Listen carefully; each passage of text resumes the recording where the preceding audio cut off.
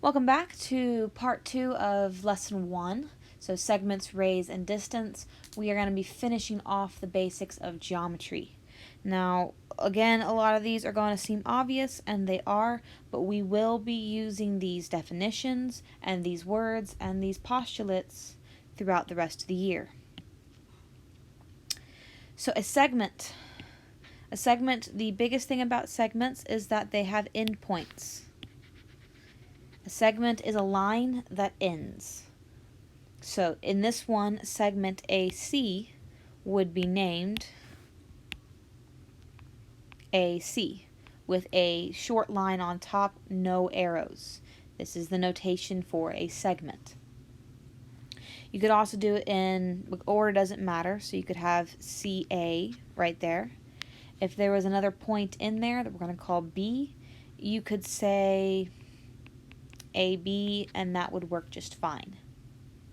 You name a segment by its endpoints, though. So AB only refers to this piece right here. Now, rays are different. When we get to rays, order does matter. I'm going to draw your attention to the picture first. The ray has an endpoint, and then it goes off in an infinite, or goes off to infinity in one direction. So it's a one-sided line. But the endpoint is very important because the endpoint is going to be how you name the ray. So this ray I would name as AC with an arrow on top. The endpoint, or the dot, has to be over the endpoint letter, and the arrow has to be over the letter that it extends towards. So if I had another one in here, another point in here, call it B, I could say ray AB, and these would actually mean the same thing. I could not, however, say ray CA. That just wouldn't work. Nor can you say ray CA with the arrow going in the other direction. We annotate math the same way we read anything else, from left to right. And so the English way of reading this, the English way of reading this would be you have to have the end point on the right, on the left, and then the arrow on the right. So both of these would be incorrect.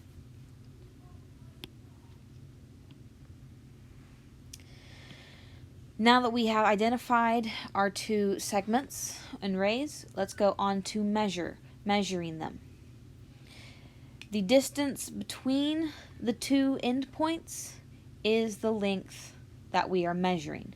So even if you were to have a line that would go on for forever and ever, and we have to use these letters, MJ, we would not be measuring the whole line, only the parts in between M and J, which makes sense because lines go off to infinity and you can't measure that. The segment addition postulate is the number one postulate we are going to be using almost throughout the whole year. You can guarantee you use this postulate a lot. And it is illustrated down below. Now in this illustration we have clearly that AB plus BC is equal to AC. This piece, this red X, plus the blue Y is equal to the whole line entirely, which is, I like to call it, piece plus piece equals whole. Okay, and again, this may seem obvious. It is obvious, but it is a very simple thing that has to be named. Geometry is all about naming and explaining why simple things work. So in this case, we know that if you have a full piece of anything, whether it's cake or whether it's a line, if you were to cut that cake into two pieces, you have two pieces of a whole cake. Put those two pieces back together and you have a whole cake again. Piece plus piece equals the whole. So always remember this little scenario because we will be using the segment addition postulate quite often. On a side note, the word postulate. Okay. In math, there are some things you have to prove And there are other things that you don't. We don't have to prove what a point is. It's not one of the things we have to do. A postulate is one of those things we don't have to prove. It is a law or a piece of logic that does not need to be proven. When we get later on in the chapter and in the year, we will be proving theorems. But anytime you see a postulate, you do not have to prove those. Okay? So here we go. The number one trick, strategy, whatever you want to call it, that I advise for you is if you are given a problem and are not given a picture, draw the picture. Always draw the picture.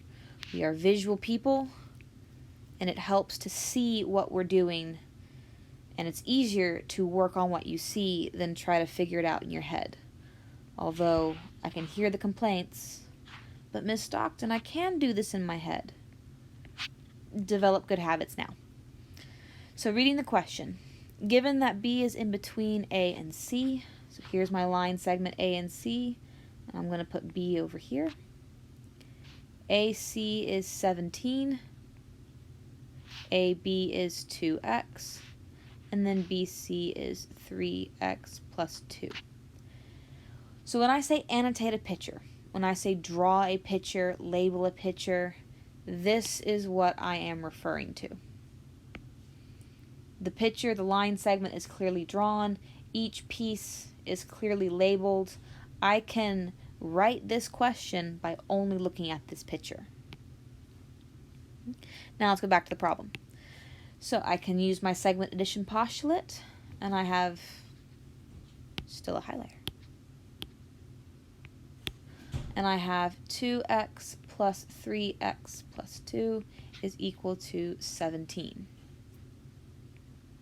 After that, it's just algebra. And we have x is equal to 3. Now when you're doing these problems, pay very close attention to what the question is asking for.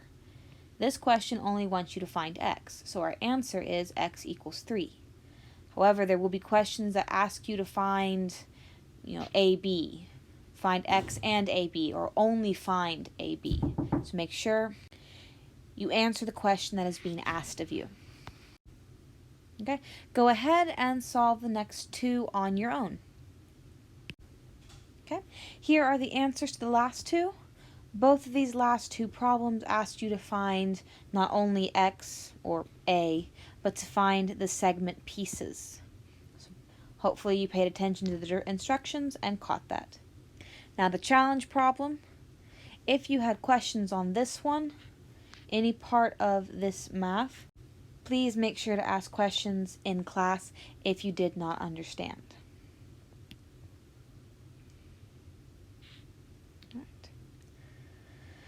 Last few definitions before we are done. We will be using these definitions over and over and over throughout the year, so it's very important we understand these now. Congruent, same size and same shape, represented by a symbol, an equal sign with a squiggly line on top. And I will actually use this symbol more often than I will use the word. So this one, if you don't get it now, you'll eventually get it because I use it so much. Now the biggest thing about congruency that you need to understand is that sizes and shapes, as in the definition, can be congruent. So a triangle can be congruent to a triangle. However, numbers are not congruent. 5 cannot be congruent to 5. 5 is equal to 5, but it is not congruent. Congruent is meant only for shapes and abstract things, shapes and sizes.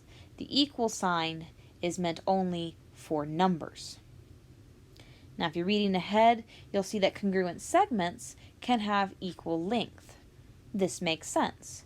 If two shapes are the same, then they're going to have the same measure. Likewise, if two segments are equal, so let's say this segment is 10 centimeters, inches, never mind, and this one is 10 inches. If these two segments are the exact same, then the two segments are congruent. And again, this goes back to the fact that geometry is a subject where you are called upon to explain the simple things. Why do these simple things make sense? This is one of those simple building blocks that we use to explain other things. And it'll make more sense maybe later. Midpoint is exactly what it sounds like. It is the point in the middle of the segment. So if I have my line AP, or AB, P is the point right smack in the middle of the segment. And the way you draw that and represent it is with congruency marks, which are little tick marks in each piece. Now, if I wanted to add on to this line and say that I had, I don't know, ray PF.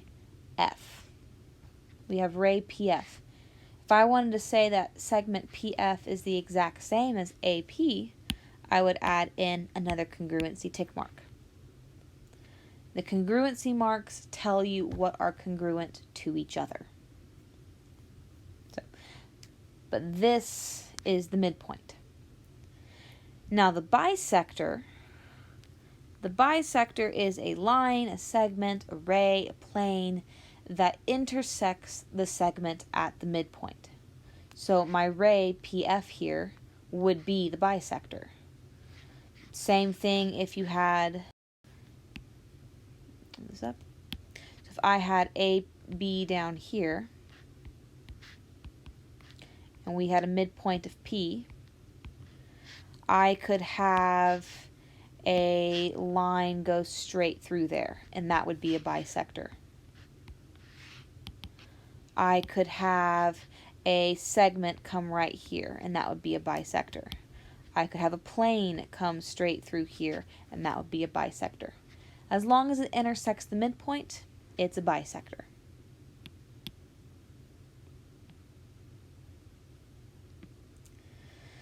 So now that we've discussed and gone over what a midpoint is, we have the midpoint and distance formulas. Now both of these formulas fall under a section of geometry called coordinate. Coordinate geometry. What coordinate geometry is when you plot your lines and your points on a coordinate plane. So looking at the picture of the distance formula, if I have this point right here, and let's say it is a -5, 1, and this point over here is a 4, 3. And I want to find the distance between these two formulas. This is coordinate geometry, these 2 points, distance between these 2 points.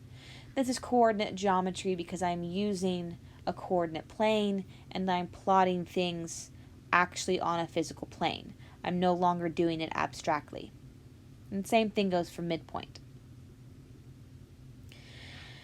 These are just 2 formulas that you're going to have to memorize. There are a whole bunch of tricks that you can use to help you memorize things, but these are just 2 of the formulas you're going to have to memorize. A trick, though, for the answers is that the distance formula will give you a number, whereas the midpoint formula will give you an XY coordinate. Reason for this is that distance, that is a measurement. It is a single number of measurement. Whereas the midpoint, if you were to find the midpoint in between this line over here, well, that would actually be a physical point on the graph, and you can plot that point, which is why you're given an X and Y coordinate on the midpoint formula. So, for example, when you're doing the distance formula, I always find it helpful to label the points and then to write out my equation. That way I know what I'm looking at and where I'm going with stuff.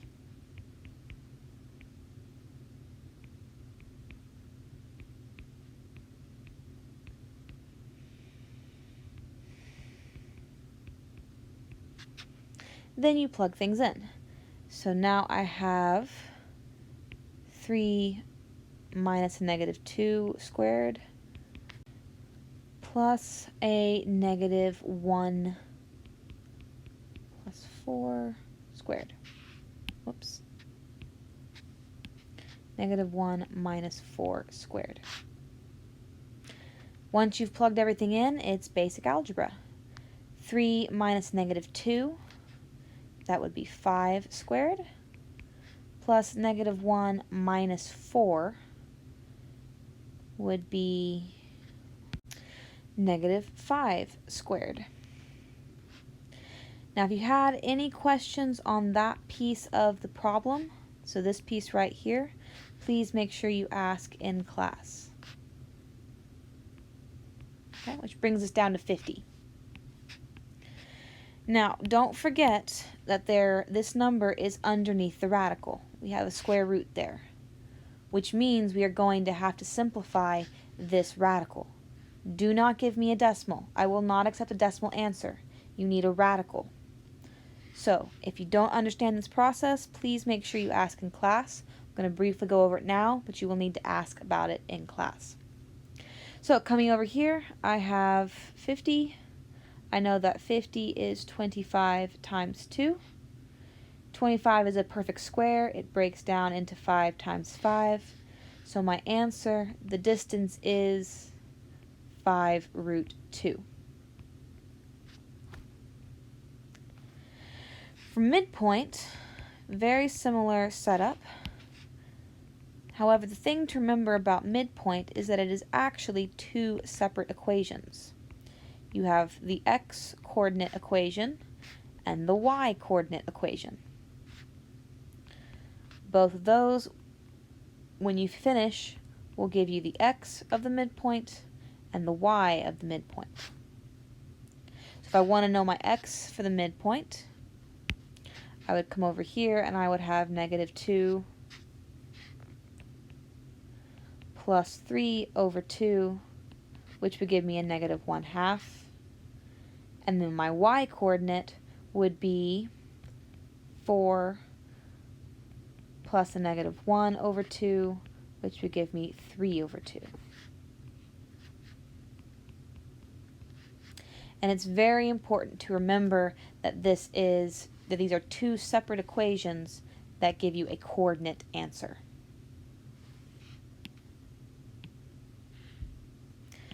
All right, go ahead and do this practice problem. We will go over it in class and discuss whether or not you have the right answer.